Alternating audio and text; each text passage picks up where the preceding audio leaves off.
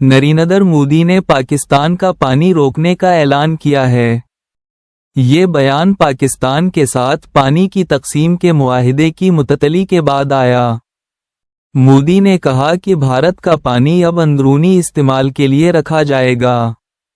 ان کا یہ اقدام 1960 کے دریائے سندھ معاہدے کی توہین ہے۔ یہ معاہدہ پاکستان کی 80% زرعی اراضی کے لیے پانی فراہم کرتا تھا۔ بھارت نے اس معاہدے کی معطلی کی وجہ کشمیر میں ایک حملہ قرار دیا۔